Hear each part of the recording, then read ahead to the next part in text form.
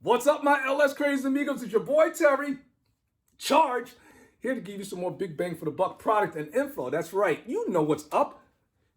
Days away. We're getting ready to start this thing up. Matter of fact, we got a date. We're going to set it up, and what you got to do is you're going to have to subscribe. Go to YouTube right now, subscribe, because it's going to be on YouTube. We're going to do a YouTube Live as well as a Facebook Live and an Instagram Live. I'm trying to figure out how to set up all three of those platforms at the same time, but I have videos on YouTube that I don't have on Facebook and I don't have on Instagram. So if you want to check those out, subscribe right now, get it in, and that way you'll get notified whenever I put a video out, and you'll also get notified for, I don't know if you want to call it a starting party, but my way of saying thank you for all the support in this Trailblazer project, but now it's time to start it up. So I got a couple of emails from people asking, before you start the car up, is there a series of things that you go through, like a checklist, before you even turn the key? And I said, yes. Now, I've already done them, but I'm gonna walk through it again. And if you want more clarity or deeper detail, there are videos, which I will post in the end of the video that'll just pop up somewhere on the screen, I don't know, but even still. So let's go over, have a seat before we even tackle the truck. Well, not tackle, under the truck, on top, but. There are a few things I feel I must check before I turn the key to bring the engine alive. 1, you got your fueling system. 2, you got your coolant system. And 3, if you got a supercharger, you got basically a secondary coolant system. That's your heat exchanger. What I'm gonna do is I'm gonna make sure there's no leaks, especially with the fuel system, and everything is tightened up, prime it, and to check the whole fuel system. Let's get under the car and I'll show you what I mean. Okay, so we're under the truck. Now I'm gonna try to reach up in here on top as far as my hand can go on top of the fuel tank, make sure I don't feel any fuel, and check it that way. And if you smell any fuel, turn the car off, and you may have to drop the tank, whatever, by any means necessary. But if you smell fuel, turn the tank off. Right here, you wanna check, because remember, the car is in the on position, so fuel is going through here. So you want to make sure between the hoses and the fuel filter that there are no leaks. I feel no leaks. Earlier I had a leak, so I had to tighten it up, as you can see. So, but now, it's been in the on position for about 10 minutes and I don't feel any leaks.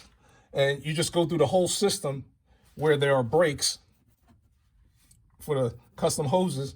Go through the whole system, touch around it, and that's how I go about checking the tank and the hoses under the car. And I do not smell any fuel. See this little gauge right here? It's what's known as a fuel regulator, and it does just that. It regulates the fuel. Now, what I want to do is I want to set this thing now with there's like a little lock nut and a turn screw, which you can control. You could either increase the PSI of the fuel or either decrease it. I want this thing to be set at about 58 and between 60. I'm going to set it now, but the true thing to do is to set it while the car is on. So what a boost reference does, when the car goes into boost, it creates more vacuum. And the vacuum is going to open up the diaphragm that's in the fuel regulator, which will send more fuel, which I want it to be at a constant 58, 60 PSI. The best way to set a boost reference, I mean, it's fine to set it now, put fuel through the rails, turn it on position, put fuel through the rails and set it, but I'm gonna also set it once the car is starting and running, and then I'm gonna set it when it gets to idle, 58 to about 60 PSI. Here's the fuel regulator with the gauge.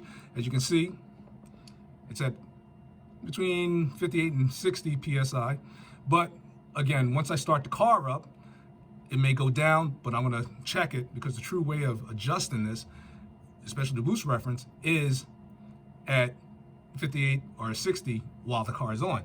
And this is how you set the boost reference. You loosen this nut right here, and you can turn the top, which will increase the boost reference PSI or either decrease it. So when it comes to testing your fuel system out, there's a couple ways to do it. If you have a fuel pressure regulator with a gauge on it, you turn and you can see the gauge move, which is cool. But another way which I like to do it is, what I usually do is unhook the fuel line going to the rail. Then I'll put the hose in a bottle, or I have a friend hold the hose, turn the car, don't crank it, but put it in on position, and you'll see like for about 2 seconds, fuel spit into the bottle. Have you ever put the car in the on position but not turn the car on and you hear something like, that is your fuel pump sending fuel through your whole system. So basically it's priming the system, so when you start it, it starts right up. Instead of back in the old days, you remember when you had your gas, you had the non-fuel injected cars, you had to kick the fuel, the pedal, the gas pedal for a little bit, and then that was priming your system back then. So now it does it automatically. And I have a video that I did in the past on exactly how I go about checking to see if I'm getting good fuel through my system.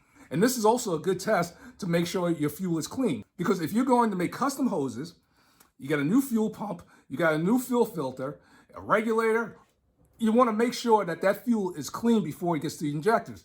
So check that video out because it shows exactly how dirty your fuel is. So that's why you should do it a number of times, like maybe 3 or 4 times to get clear fuel, because you don't want to put all that crap through your system and then goes through your injectors because you'll clog it all up. Now, when it comes to the coolant system, you don't want to have air bubbles in the system. You want, because what will happen is the air bubbles will make the car run hot.